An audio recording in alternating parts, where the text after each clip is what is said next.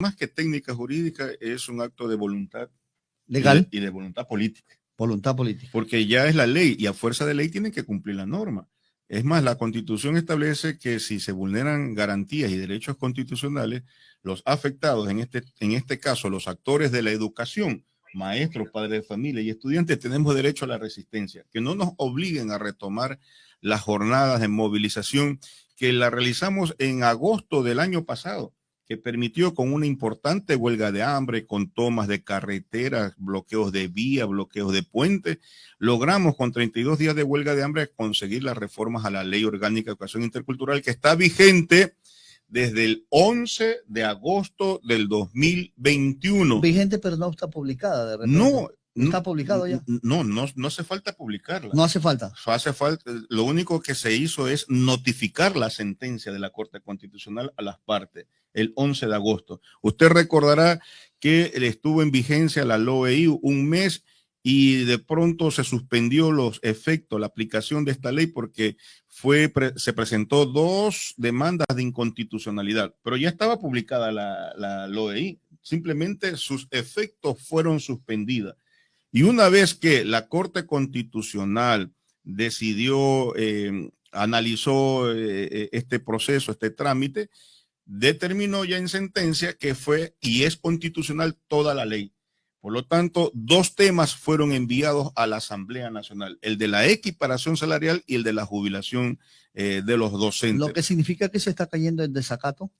Por supuesto, y cuando no hay cumplimiento de la norma, nos corresponde entonces emprender acciones en el marco de todo lo que es el concepto de resistencia que establece la misma Constitución. Por lo tanto, que no nos obliguen a retomar esa medida. Por eso hoy, atendiendo el llamado, la invitación que nos hace la compañera presidenta de la UNE de Esmeralda, nuestra compañera Georgie Nazareno, y el presidente de los educadores populares de la provincia de Esmeralda, el compañero Tomás Castillo, 3 de la tarde, hoy en Esmeraldas vamos a realizar una importante asamblea de maestros, educadores populares para valorar precisamente, analizar los niveles de incumplimiento o de cumplimiento de la LOEI. Por ejemplo, mire usted que nuestros compañeros educadores populares, desde el 2005 que fui presidente nacional de la UNE, emprendimos en nuestra gestión el derecho a la seguridad social. En el 2010 que fui asambleísta le presenté el juicio político al ministro Raúl Vallejo precisamente por no afiliar a los educadores populares. Nos entregaron en aquella época con Linder Altafulla, asambleísta de Esmeraldas, nos entregaron las glosas y títulos de créditos para el derecho a la seguridad social. En Esmeralda no se cumple, todavía se cumple una parte pequeña, minúscula, que están esperando para que se ejecute la LOEI, que los maestros respondamos con la movilización y después están quejándose, o ellos deben saber que si estamos en un estado constitucional de derecho, su obligación es aplicar la norma. Entonces, como ustedes ven, vamos a analizar otro incumplimiento, es que 6,000 maestros fueron desvinculados en el contexto de la pandemia. Tampoco se lo ha hecho. Y la ley ordena el reintegro. Y dice la ministra que 900 maestros han sido reintegrados, pero no lo vemos por ningún lado. Pero lo cierto es que son 6,000. Las 25 horas pedagógicas, y dice el artículo 117 de esta ley que las horas que están por encima de las 25 horas son horas extra y por lo tanto tienen que ser pagadas, remuneradas. Se están exponiendo los rectores, directores de los establecimientos educativos y de los directores y directores distritales que tengan que pagar en un proceso judicial la diferencia entre las 25 y las demás horas Ahora, trabajadas. Retomemos a esto de la ley aprobada por todos los sectores. El ministro de Finanzas ha dicho no hay plata y va a seguir todo este año con ese mismo círculo y todo. Una vez que estamos en manos de la Asamblea, ¿qué puede pasar de ahí en adelante si el gobierno insiste en que no hay recursos? Bueno, el 11 de agosto del 2021, cuando la Corte emitió su sentencia ratificando la integralidad de la LOEI, la plena vigencia completa de la LOEI, inclusive el tema salarial y la jubilación, otorgó 6 meses para que el Ministerio de Economía y el IES presenten los respectivos estudios, el primero de factibilidad y el segundo de actuarial. No querían presentarlo, estimado periodista, y resulta que el 11 de febrero de la semana anterior La UNE se movilizó en todo el territorio nacional y logramos que presenten el informe, pero presentan mamotretos de informes. Por ejemplo, no tienen un sustento técnico, no son cifras objetivas, no hay proyecciones, simplemente establecen que hay el impacto sería de 2.175 millones de dólares. Un presupuesto inflado, que no es. Manipulado, inflado, porque no demuestra cuánto es el impacto mensual para los maestros de categoría G, de categoría D, de categoría F. No dicen cuánto es el impacto mensual, anual. No establece cuál es la diferencia entre una categoría y otra. Por lo tanto, son presupuesto inflado. Y miren lo que, al puro estilo del Correato, para poner a la población en contra de los maestros, dicen ellos que entregarle la equiparación salarial, reconocerle este derecho a los maestros, implicaría el cierre del Ministerio de Defensa, Ministerio de Salud, del MIES. Todo el Estado quebraría por la equiparación salarial. Semejante infamia. Nosotros condenamos, rechazamos ese informe, porque sí hay plata para cumplir con la equiparación salarial. El Observatorio el Observatorio de Gastos Públicos, que es un equipo de economistas dedicado a monitorear las finanzas del país, el presupuesto general del Estado, dice que lo que se requiere para la equiparación salarial son 340 millones de dólares y no 2.170, como dice el Ministerio de Economía. No lo quieren hacer, no hay voluntad política. El doctor Juan Francisco Díaz, delegado del Ministerio de Educación en el 2020, en pleno proceso de construcción, de formación de las reformas a la LOI, estableció de que se requieren 560 millones de dólares. ¿De dónde sacan 2.170 millones de dólares? Ese es el verdadero impacto presupuestario que se requiere para la equiparación salarial. Pero sin plata, imagínese usted, o hay que recordar a la gente que nos está viendo y escuchando, el SRI ha dicho que para el 2022 va a recaudar 14.700 millones de dólares por impuesto. Y de eso, 1.900 millones de dólares es el incremento en relación a lo tributado en el 2021. ¿Qué van a hacer con esa diferencia? Con ese excedente, con ese adicional de recaudación tributaria. Mire usted que el petróleo el día de ayer se vendió a $95 el barril de petróleo, que está presupuestado para el 2022 en $50. Ahí hay ingreso adicional extra no previsto en el presupuesto general del Estado por alrededor de 3.000 millones de dólares. Aquí hay dos cosas. Luchamos para que la riqueza que genera el Ecuador se invierta en educación, en salud, para el pago de la deuda social, versus a la actitud del gobierno, que pretende que esos recursos sean destinados al pago de la deuda externa, deuda injusta, inmoral, que condena a los pueblos a la angustia, a la desesperación.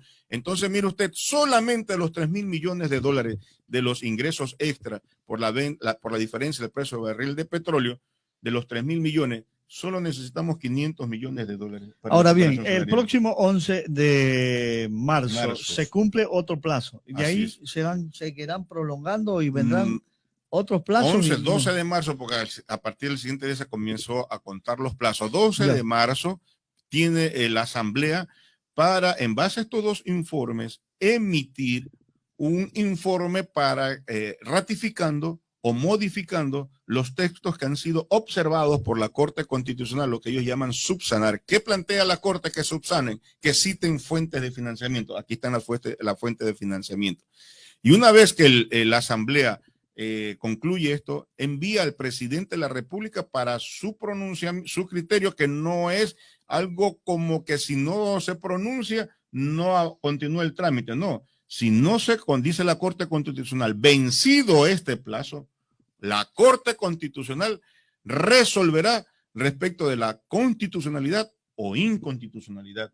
De tal manera que en 30 días la Asamblea tiene el compromiso con la educación de ratificar lo aprobado en la Asamblea Nacional. Con 126 votos se aprobó la ley orgánica de educación intercultural. Y estaríamos nuevamente en manos de la Corte Constitucional, y yo no creo que a lo mejor se vaya a contradecir en lo que diga y en lo que ya en otra cosa más. Por supuesto, porque mandó a la Corte en su sentencia a subsanar y sobre todo que le citen fuentes de financiamiento. Aquí la tiene. Y es más, La Corte Constitucional en sentencia, ¿verdad? Cuando pone en vigencia la LOEI, también ratifica la primera disposición general reformatoria al Código Orgánico de Planificación Financiera que manda a restituir 900 millones de dólares que le fueron recortados al presupuesto de educación inicial, básico y bachillerato. Es decir, ahí tendríamos otros recursos más que por mandato del máximo organismo de control constitucional ha determinado que se restituyan valores, presupuestos al sistema educativo público del país. Entonces, ahora sí, vamos a ver cómo actúa la Asamblea y qué pasos va a dar, ¿no? Vamos a ver si están en favor del pueblo, porque los maestros son parte del pueblo. Para eso son estas asambleas, para debatir, para analizar, reflexionar, pero para unirnos en pensamiento y en acción, dispuesto a retomar la movilización y el combate popular para defender el derecho a los maestros a un salario digno. Quiero terminar diciendo lo siguiente, haciendo la siguiente reflexión. Cuando planteamos la equiparación docente, no estamos hablando de incremento salarial. La LOCEP y las normativas que ha dictado el Ministerio del Trabajo, que es el organismo rector en materia salarial, establecen que están en vigencia, establecen que aquellos servidores públicos que tienen título de tercer nivel o cuarto nivel deben percibir una remuneración equivalente a servidor público 4, es decir, $1,086. Lo mínimo, ¿no? Lo mínimo. Los docentes que somos parte del sector público, somos docentes del sector público con título de tercer y cuarto nivel, ¿verdad? Estamos ganando como servidor público $817 congelados desde hace 10 años. Descuente a estos $817 el aporte del Seguro Social, que casi son $100. Hay que descontar la movilización, transporte. Hay que descontar lo que se paga por servicios de internet, servicios básicos. Hay que descontar la deuda que mantenemos por haber comprado computadoras o equipos tecnológicos para el teletrabajo.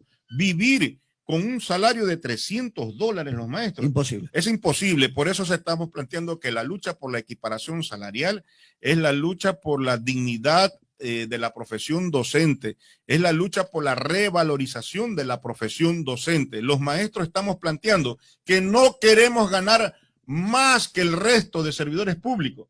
Tampoco queremos ganar menos. Por iguales. Bajo el principio de igualdad y no discriminación. El policía, siendo bachiller, que ingresa a la carrera policial, tiene un salario de $1,000, $900,000, es decir, se aproxima servidor público 3. Los maestros, ¿por qué tenemos que estar como servidor público 1? Si somos profesionales de la educación, somos los soldados de la ciencia y la cultura.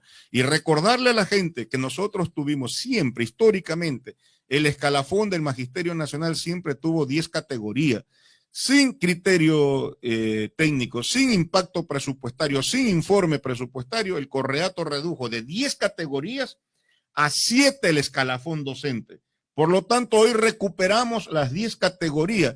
No se trata de aumentar el escalafón docente, sino muy por lo contrario, es un acto de reparación frente a la afectación que hizo el Correato. Y cuando recortó, mutiló el escalafón docente, congeló la remuneración del Magisterio Nacional por 10 años y que se ha hecho casi imposible el reconocimiento de la profesionalización.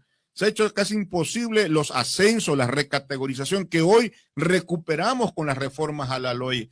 Por lo tanto, invitamos al magisterio a analizar, a discutir estas realidades y estar dispuesto a continuar y a retomar la movilización. Ya logramos ya logramos conseguir la ley. El otro paso es pelear por su ejecución. No hay marcha atrás. Vamos a retomar la movilización en la medida de que la Asamblea Nacional también, si se niega, yo creo que eso no va por ahí. La Asamblea ya rechazó los informes, llama al Pleno de la Asamblea Nacional, al ministro de Economía y al seguro, a los funcionarios del seguro, autoridades de seguro, y eso está bien. Y estamos respaldando esas acciones justas. Ahora tiene que decirle al magisterio los tiempos que tiene. Debe haber una agenda de la Comisión de Educación que diga aquí al 15 de no sé, a fines de febrero, tenemos el informe, se lo presentará la presidenta Yori, y para exigir a la presidenta Yori que pongan el debate. Es decir, queremos pedirle a la Asamblea que nos diga cuándo está el informe para el primer debate en la Asamblea Nacional.